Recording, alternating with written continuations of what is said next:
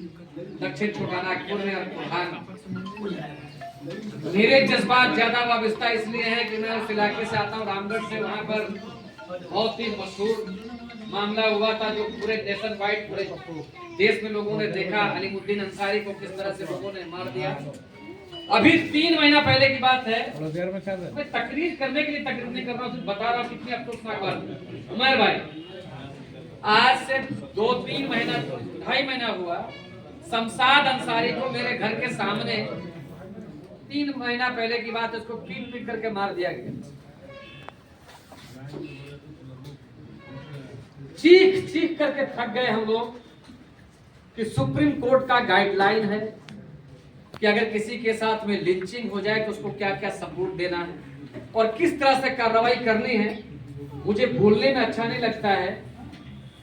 मैं जो सरकार यहाँ पर अलायंस की है उसके एक पॉलिटिकल पार्टी कांग्रेस पार्टी का कारगुजार सदर हूं झारखंड का, लेकिन मैं इतना लाचार और बेबस अपने आप को पाया कि मैं उस इंसान को जो इंसाफ उसको मिलना चाहिए उसमें बहुत हद तक कामयाबी हमको नहीं मिली।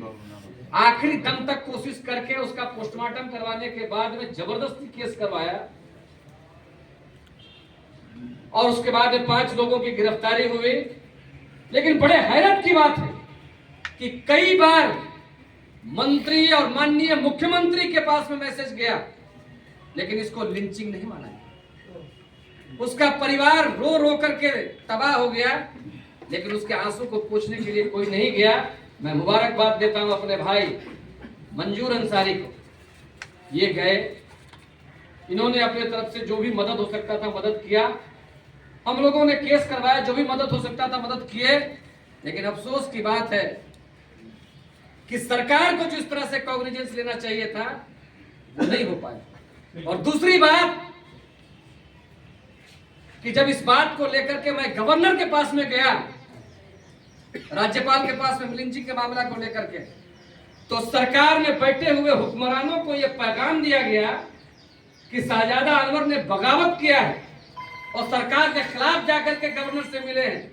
और उस दिन के बाद से आज तक लगभग 6 महीना हो गया, तिरछी निगाहों से मुझे देख रहे हैं सत्ता के बैठे हुए जो शीर्षस्थ लोग हैं। लेकिन हम उस बात की परवाह नहीं करते। मौत एक बार आनी है, आएगी। अब बात ताली पिटवाने की भी नहीं है, लेकिन इंसाफ मिलना चाहिए। हमारे लोग मारे जाएंगे और हम कम से कम भूले नहीं। इतना मुर्दा जमीर लेकर के जिंदा रहने का कोई मतलब नहीं रह जाता। इस वजह से आपसे हम मोहदेबाना गुजारिश करना चाहते हैं। जमीयतुल कुरैश के भी लोग बैठे हुए हैं और माइनॉरिटी डिपार्टमेंट के लोग बैठे हुए मुख्तसर में कि जिंदा रहना है।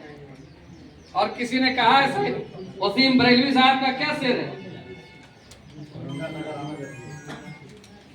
उसूलों पर अगर आए आंच तो टकराना जरूरी है, और अगर जिंदा रहो तो जिंदा नजर आना जरूरी है।